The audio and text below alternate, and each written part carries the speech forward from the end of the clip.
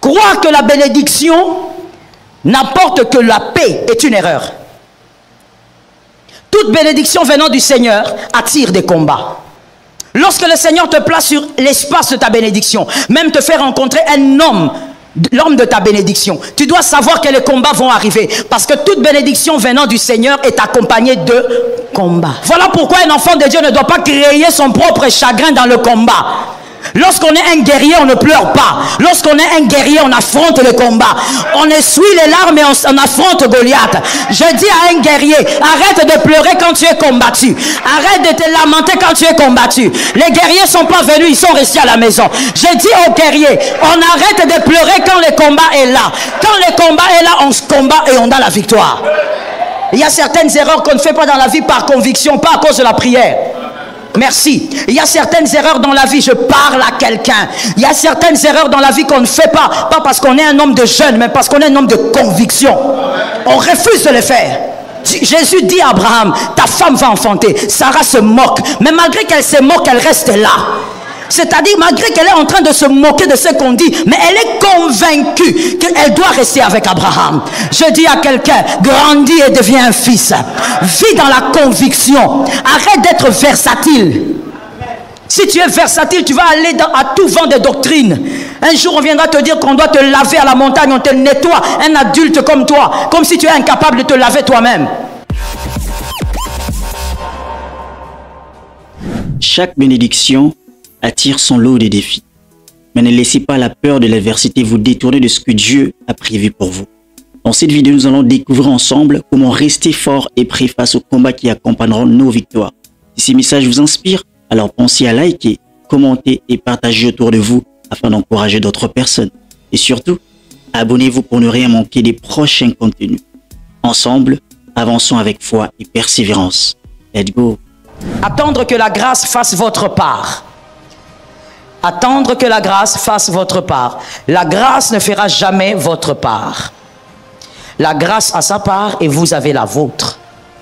On va parler d'une chose que la grâce ne peut pas faire pour vous. Il y en a tellement, on va juste épingler aujourd'hui une chose que la grâce ne peut pas faire pour vous.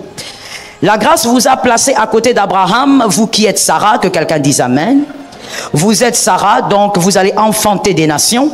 La grâce vous a placé à côté d'Abraham afin que des nations sortent de vous, afin que des nations sortent d'Abraham. Genèse 12, 2.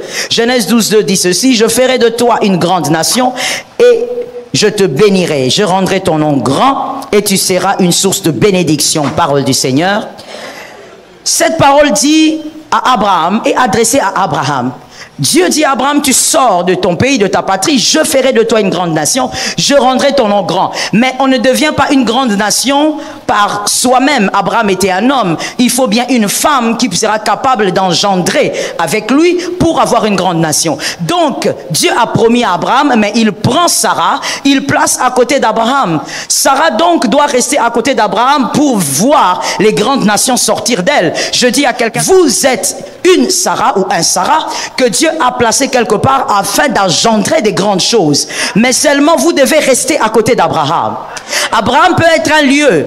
Ce n'est pas forcément une personne. Abraham peut être aussi une personne, un mari, une femme. Abraham peut être un homme que le Seigneur vous a donné pour la destinée. Au fait, Abraham, c'est tout ce que la grâce vous accorde pour multiplier des choses en vous.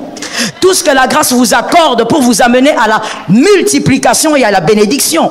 Que cela tombe sur une vie. Mais écoute, quand la grâce se place à côté d'Abraham, ce n'est pas la grâce qui va t'apprendre comment vivre avec Abraham. Ça, ce n'est pas le travail de la grâce. C'est à Sarah de comprendre comment vivre avec Abraham malgré la stérilité. C'est à Sarah de comprendre comment rester là. Parce que l'Éternel a dit, il te bénira là. Laisse-moi dire quelque chose à quelqu'un. L'Éternel te bénira là où il t'a envoyé. Il y a quelqu'un qui est distrait. C'est tous les gens de ma gauche. J'ai l'impression que vous êtes distraits. Je disais, l'Éternel va te bénir là où il te place. Et l'Éternel a placé des hommes et des femmes. Comme je dis, ça peut même être ton mari, ta femme. Des personnes capables de vous bénir. Des espaces de bénédiction. Que quelqu'un me dise espace de bénédiction. La grâce te place sur des espaces de bénédiction. Là, tu es à un endroit où tu rencontres une personne qui bénit ta vie, qui change ta vie. Mais ce n'est pas à la grâce de t'enseigner comment tu dois entretenir cet espace. Ce n'est pas à la grâce de t'enseigner comment tu dois veiller, préserver l'espace. Que l'Éternel nous fasse grâce. La chose qui va te permettre de rester à côté d'Abraham, malgré la stérilité qui a duré, c'est la conviction. La conviction, écrivez ça bien en rouge et retenez, la conviction. La grâce va te placer là où tu vas fleurir. Je le crois pour toi même cette année. Et même le mois qui va commencer. Gloire à Dieu parce que nous sommes à la porte du nouveau mois. Même le mois qui va commencer, l'Éternel va faire grâce. Il te placera sur des endroits qui te permettront de fleurir.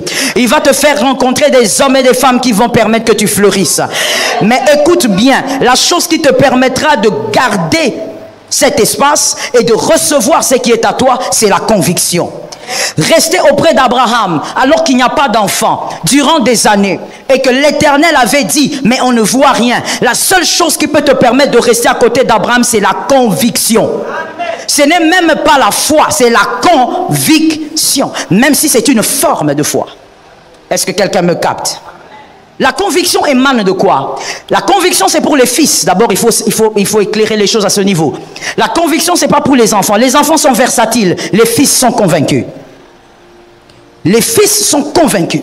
Ils savent ce qu'ils font et ils ne vacillent pas. Les fils ne dépendent pas du vent. Les fils dépendent de leur conviction. Pierre était un fils.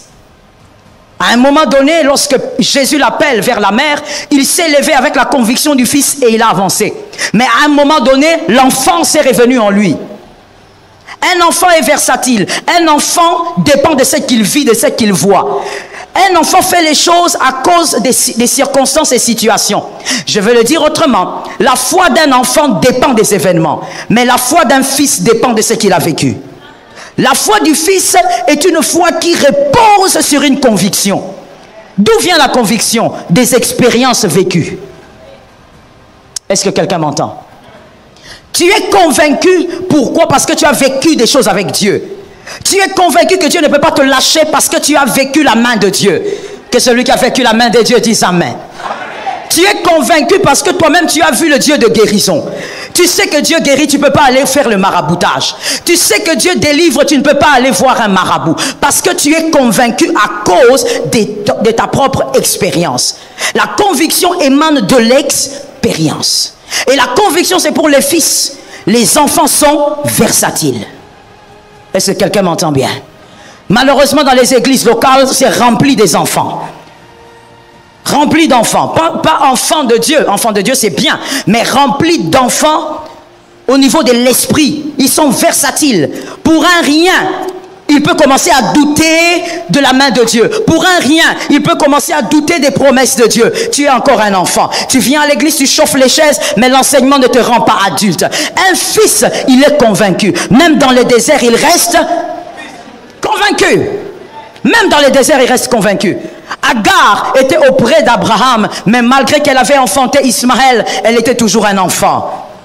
Elle était un enfant quand elle est allée dans le désert. Elle a vu que son fils allait mourir. Elle a laissé l'enfant, elle est partie. Elle a dit, je ne veux pas voir mon fils mourir. Pourquoi? Elle n'avait pas de conviction. Pourquoi elle n'avait pas de conviction? Elle n'avait rien vécu avec le Dieu d'Abraham. Est-ce que quelqu'un m'entend bien? Sarah, malgré que Jésus parle, Sarah rit. Elle rit, mais elle ne quitte pas Abraham. Ça tombe sur quelqu'un. Il faut écouter cette prédication avec l'esprit et pas seulement avec l'âme. Sarah, elle rit. Jésus dit à Abraham, ta femme va enfanter. Sarah se moque. Mais malgré qu'elle se moque, elle reste là. C'est-à-dire, malgré qu'elle est en train de se moquer de ce qu'on dit, mais elle est convaincue qu'elle doit rester avec Abraham. Je dis à quelqu'un, grandis et deviens un fils. Vis dans la conviction. Arrête d'être versatile. Si tu es versatile, tu vas aller à tout vent de doctrine. Un jour, on viendra te dire qu'on doit te laver à la montagne, on te nettoie. Un adulte comme toi, comme si tu es incapable de te laver toi-même. Versatile. Un jour, on va venir, un prophète va venir te dire, viens, je vais t'amener à une délivrance spéciale. On t'amène par n'importe quel prophète. Dès que tu attends prophète, tu crois que ça veut dire Dieu est là. Tu es un enfant. Tu es versatile. Tu ne sais pas qu'un fils marche avec des convictions. Est-ce que quelqu'un m'entend bien? Ce qui fera qu'un fils ne puisse pas commettre certaines erreurs, c'est parce que les convictions sont en train de guider sa vie. Que quelqu'un dise à son âme, je dois vivre par conviction. Dieu permet à Joseph de rencontrer la femme de Potiphar et d'être tenté. Ce qui a délivré Joseph, merci de m'écouter correctement, ce qui a permis à Joseph de vaincre, ce n'est pas l'onction. On n'arrive pas à vaincre l'impudicité avec l'onction. L'impudicité ne vous donne pas la victoire sur... Plutôt, l'onction ne vous donne pas la victoire sur l'impudicité. Ce qui a permis à Joseph de vaincre la femme de Potiphar, c'était la conviction. Joseph qui dit, je ne peux pas faire ça. La femme vient 2 fois, la femme vient 3 fois, la femme revient. Joseph dit, je ne peux pas. Ce n'est pas l'onction, mais la conviction. Pourquoi? Regardez ce que la Bible dit. 1 Corinthiens 6, 18. Corinthiens 6, 18. La Bible dit, fuyez la débauche. Dans d'autres versions, l'impudicité. La Bible dit, fuyez la débauche. Quelques autres péchés qu'un homme commette, ce péché est hors du corps. Mais celui qui se livre à la débauche pêche contre son propre corps. La Bible dit de rester ou de fuir. Est-ce que la Bible dit que tu dois d'abord vérifier si tu as une bonne onction? La Bible ne dit même pas si tu es enfant de Dieu. La Bible dit seulement fuis. Paul n'a rien à faire avec ton niveau d'onction. Il dit directement fuis la débauche, fuis l'impudicité. Pourquoi? Parce que tu ne vas pas vaincre l'impudicité par l'onction. On arrive à vaincre l'impudicité, la débauche par la conviction. Il y a certaines erreurs qu'on ne fait pas dans la vie par conviction, pas à cause de la prière. Merci. Il y a certaines erreurs dans la vie, je parle à quelqu'un. Il y a certaines erreurs dans la vie qu'on ne fait pas parce qu'on est un homme de jeûne, mais parce qu'on est un homme de conviction. On refuse de le faire. Joseph n'avait pas une meilleure proposition, il a refusé. Il a dit, ça je ne fais pas. Fais ce que tu veux, mais ça je ne fais pas. Je vais ouvrir une brèche pour dire à quelqu'un, un homme normal, une personne équilibrée, bien aimée, même si tu n'es pas enfant de Dieu, il faut que dans la vie, il y ait des choses que tu ne fais pas, quoi que l'on te donne. Je n'ai pas entendu pourquoi. Tu as un problème avec la vérité? Quoi que l'on te fasse, même si ce n'est pas à cause de la parole, un homme équilibré doit être comme ça. Il y a des choses que tu dois te jurer toi-même que tu ne les feras jamais. Même si on te présente des millions. Tu dois être un homme de conviction. Une personne de conviction. Une personne sans conviction va commettre des erreurs même là où un enfant ne va pas le commettre. Même si tu as l'onction de 7 tresses, c'est l'onction de Samson. Je vous ai souvent dit, il faut lire la Bible. Moi, j'ai du mal en prêchant de raconter les histoires tout doucement. Ce n'est pas mon fort. L'onction de Samson, c'est l'onction des 7 tresses. Samson avait 7 tresses sur sa tête. Mais malgré les 7 tresses, cet homme est tombé entre les cuisses de Dalila. Les cuisses de Dalila n'ont pas peur de tes 7 tresses. 7 c'est quoi selon la parole de Dieu? 7 c'est le Shabbat. C'est le chiffre du repos. Donc, Samson avait l'onction d'accorder la paix et le repos à tout un peuple. Une onction capable d'accorder le repos à toute une nation. Mais malgré cette onction, il est quand même tombé entre les cuisses de Dalila. Et ça a très mal fini pour lui. Est-ce que quelqu'un m'entend bien? Est-ce que quelqu'un me comprend? Alors que Louis avait vaincu des hommes forts, des hommes guerriers, mais une femme fragile, simple, ordinaire, a été capable de maîtriser Samson. On ne joue pas bien aimé avec certaines choses. Il faut faire les choses par conviction. Il ne faut pas dire que tu as l'onction. Ne dis pas que tu viens de la retraite. Ne dis pas que tu as été en jeûne.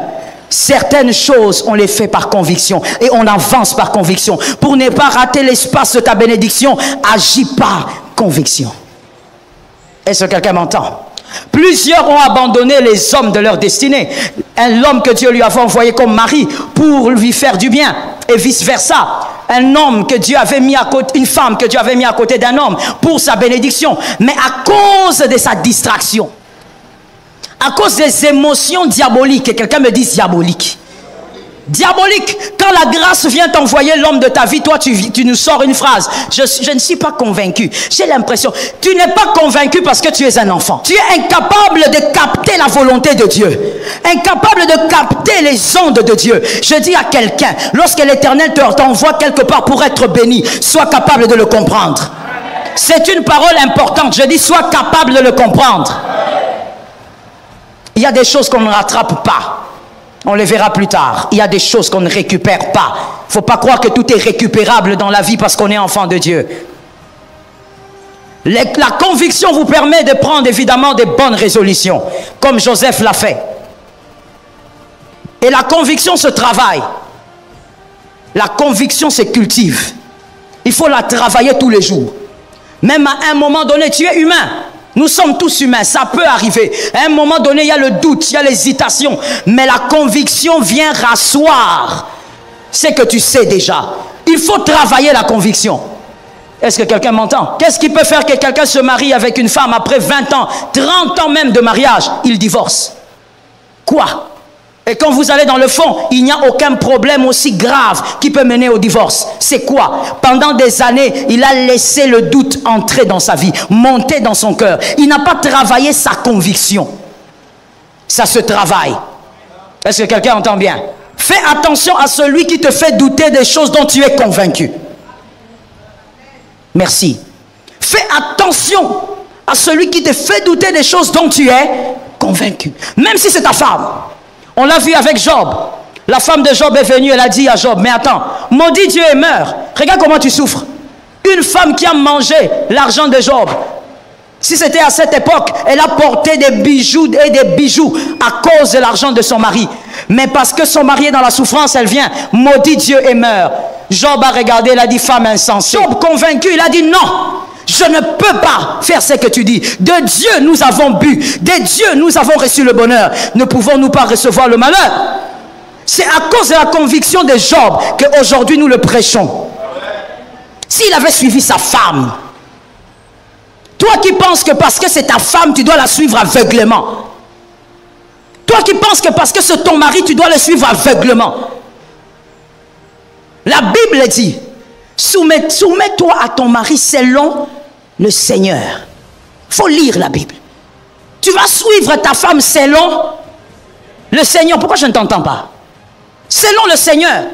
Toi, tu crois que c'est écrit parce que c'est ta femme, donc tu dois tout faire. Tu dois aller comme un mouton. Oui, tu vas finir comme un mouton. Job, il a refusé. Il a dit non, non. On a mangé cet argent-là à deux. On a consommé la richesse que Dieu a donnée à deux. Aujourd'hui, toi, tu veux me pousser d'insulter Dieu parce que je souffre. Et heureusement, à cause de sa conviction, Job a été capable de dire, j'avais entendu parler de toi. Aujourd'hui, mon œil t'a vu. Job a eu le double de ce qu'il avait. Parce qu'il n'avait pas écouté sa femme. Lorsque les conseils d'un conjoint c'est contre la parole de Dieu, il ne faut pas aller dans ce sens-là. Avant ton mari, il y a Jésus. Avant ta femme, il y a Jésus. J'ai besoin des amens. Avant ton conjoint, il y a Jésus. Tu es incapable. Surtout quand tu es un homme, tu es vraiment incompétent. Il y a Jésus avant. Toi, tu écoutes ta femme comme un mouton alors que Jésus est d'abord là. Qu'est-ce que Jésus te dit? Par conviction, Job est resté là. Et gloire à Dieu qu'il était resté là. Dieu a donné le double. Dieu a donné une meilleure femme. Et Dieu a même donné des enfants excellents. Des enfants qu'on a cités. Or, les premiers, on ne les avait pas cités. On a juste dit que le feu les avait consumés. La conviction. Dis à ton voisin que le Seigneur nous soutienne. Voilà pourquoi vous verrez même avec Jésus. Jésus, les 12 disciples de Jésus ne sont pas les personnes qui ont suivi Jésus à cause des miracles. Parce que des fois, les gens qui suivent Jésus à cause des miracles sont versatiles. Les mangeurs de pain sont versatiles. Jésus, les personnes, les 12 disciples, lui-même est venu. Il dit, monsieur, suis-moi. Je ferai de toi un pêcheur d'hommes. Monsieur, suis-moi. Pourquoi Jésus est allé parler à ces hommes de manière individuelle? Parce qu'ils devaient être convaincus. Tous les mangeurs de pain là qui ont suivi Jésus, ils ont disparu juste après. Et je me permets de le dire ici. Celui qui suit Jésus que pour le miracle finira par rentrer. Finira par devenir rétrograde. Mais lorsqu'on suit Jésus parce qu'on a découvert un amour, on est convaincu. On sait ce qu'on a vécu. On connaît la main qui nous a délivrés alors qu'il n'y avait personne. Areka. On se souvient de la main qui nous a sortis des ténèbres alors qu'il n'y avait personne. On se souvient de l'incapacité des hommes et on se rappelle de la main de Dieu. On est convaincu, mon frère. On suit Jésus à cause de ce qu'il est pour toi. La conviction. Et j'insiste sur un point, ça se travaille. Ça s'entretient, c'est comme un feu. Que le Seigneur nous aide. Lorsque la grâce vous place chez Naomi, vous devez vous rappeler aussi qu'il y aura la mort.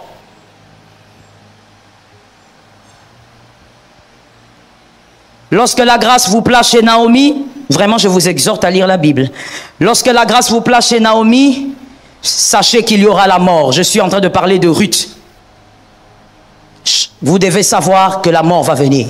Lorsque la grâce vous place là où vous devez être béni, que quelqu'un m'entende bien et que les sorciers de famille ne t'atteignent pas, lorsque la grâce vous place sur votre espace de bénédiction, sachez aussi que la mort va venir. Je veux dire ceci à une âme. Une bénédiction qui ne se fait suivre d'aucun combat n'est pas bénédiction. Une bénédiction qui ne se fait suivre d'aucun combat n'est pas bénédiction. Tu es en train de manger les repas du diable.